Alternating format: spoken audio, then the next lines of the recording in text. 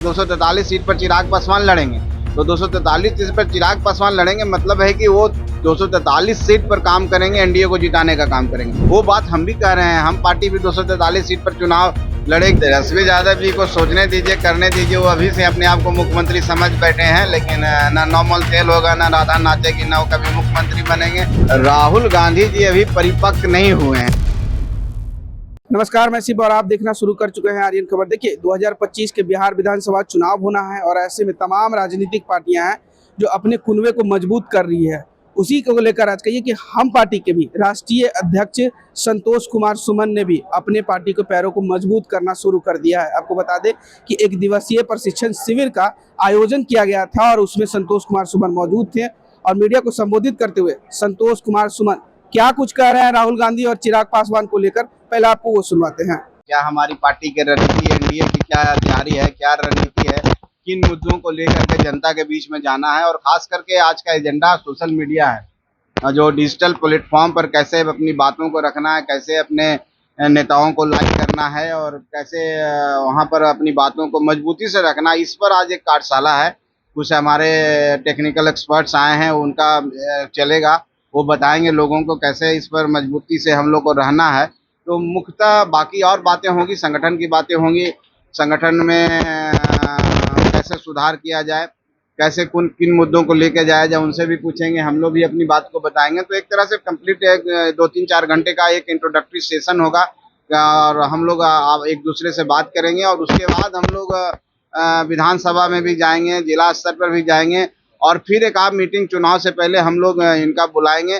कुछ फॉर्मेट हमने तैयार किया है, फिर जो मॉनिटरिंग फीडबैक होता है कैसे आएगा, वो सब बातों पर आज चर्चा होगी।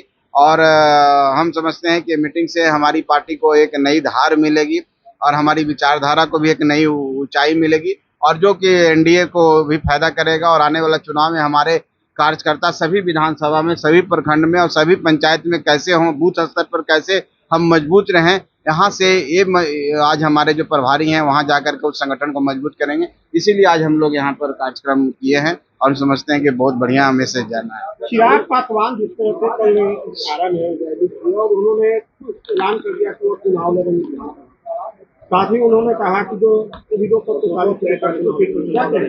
243 सीट पर उन्होंने ये नहीं कहा कि मैं चुनाव लड़ूंगा, उनकी पार्टी लड़ेगी। उन्होंने कहा कि 243 सीट पर चिराग पासवान की भूमिका होगी। कहने का मतलब उन्होंने कहा कि 243 सीट पर चिराग पासवान लड़ेंगे, तो 243 सीट पर चिराग पासवान लड़ेंगे मतलब है कि वो 243 सीट पर काम करेंगे, एनडीए को जिताने का काम करेंगे। वो बात हम भी कह रहे हैं, हम पार्टी भी 243 सीट पर चुनाव लड़ेगी, नहीं तो चुनाव में मदद करेगी। और हम पूरे एनडीए एक होकर के 243 सीट पर हमारी तैयारी पूरी जोड़ होना चाहिए कि हम 100% रिजल्ट दे। अगर नहीं भी दे तो हमारे जो नारा है 225 सीटों से कम 225 सीट रहे, इसके लिए हम सबको मिल करके तैयार होना चाहिए। हम सबको मिल करके चुनाव लड़ना होगा और हमको इस तरह से चुनाव लड़ना होगा कि हम एक एक सीट पर लड़ रहे हैं। वही चिराग पासवान जी के हैं। अगर वो लड़ने वाले हैं, उन्होंने खुद बोला है, और जहाँ तक समझ पाया हूँ अभी तक की स्पष्टता नहीं आई है उनकी बातों से। लेकिन अगर वो चुनाव लड़ना चाहते हैं तो हम लोग स्वागत करेंगे। ये उनकी मर्जी है, उनके पार्टी का विषय है, उनके कार्यकर्ताओं का विषय है। अगर उनके कार्यकर्ता, उनकी पार्टी है, स्वयं चाहते हैं कि हम बिहार विधानसभा का चुनाव लड़ें और वहाँ का से रिजाइन करें, तो स्वागत है और हम उनको शुभकामना देते हैं। वो आए, बिहार में चुनाव लड़ें और बिहार की जनता का सेवा जिस रूप में करना चाहते हैं, एनडीए को मजबूत जिस रूप में रह के करना चाहते हैं, हम उसमें स्वागत करेंगे।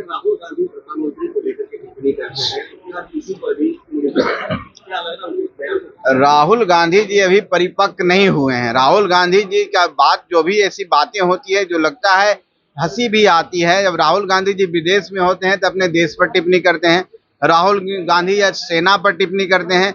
आपने जिस तरह से देखा था कि माननीय प्रधानमंत्री जी ने आतंकियों पर जो वार किया था, वो उस पर भी वो टिप्पणी कर रहे हैं। और हमारा देश का जो मनोबल है, हमारे सैन्य ताकत का जो मनोबल है, हमारे सिपाही जो सरहद पर लड़ते हैं उनका मनोबल गिराने में काम कर रहे हैं। और किस तरह की अभद्र टिप्पणी कर रहे हैं उस पर मैं टिप्पणी नहीं कर सकता हूं। तो राहुल गांधी देश विरोधी नारों के लिए जाने जाते हैं, राहुल गांधी देश विरोधी कार्यों के लिए जाने जाते हैं। इतिहास कभी माफ नहीं करेगा। कांग्रेस का जो हर्ष हो गया है ऐसे नेताओं के कारण हो गया है हम समझते हैं राहुल गांधी जब तक रहेंगे कांग्रेस और नीचे जाएगा, जीरो पर आ जाएगा। इसलिए राहुल गांधी जी की बातों को हम ज्यादा तवज्जो नहीं राहुल देते। गांधी की मैच फिक्सिंग वाले बयान को किसी को अरे बिहार में भी मैंने कहा ना कि उनकी बात इस तरह का है। देखिए, अगर इस तरह की बात वो करते हैं, इसका मतलब पहले वो मान लिए कि हम यहाँ से चुनाव हार गए।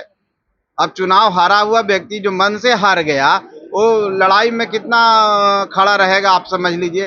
तो जो पहले ही हार मान लिया और एक बहाना ढूंढ लिया कि महाराष्ट्र में ऐसा हुआ था, क्या महाराष्ट्र में ऐसा हुआ था? महाराष्ट्र में लोगों ने, वहाँ की जनता ने, वहाँ के मालिकों ने वहाँ अपना सरकार चुना, अपना प्रतिनिधि चुना।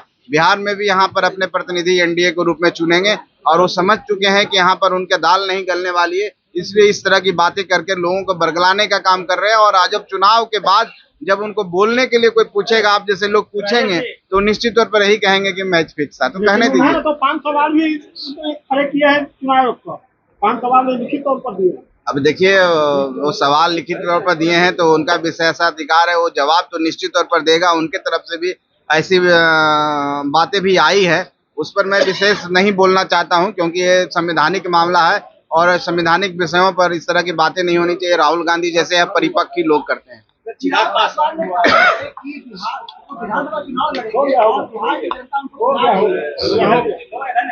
चलिए, तेजस्वी यादव को लेकर के विशेष अब तेजस्वी यादव जी को सोचने दीजिए, करने दीजिए। वो अभी से अपने आप को मुख्यमंत्री समझ बैठे हैं, लेकिन ना नॉर्मल तेल होगा, ना राधा नाचेगी, ना वो कभी मुख्यमंत्री बनेंगे।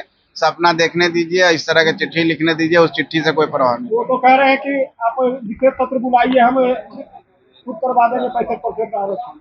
विशेष सत्र बुलाने से कैसे कर लेंगे? बहुमत है उनके पास, वो किस आधार पर कर लेंगे? और आरक्षण कहाँ से? केंद्र सरकार का विषय है।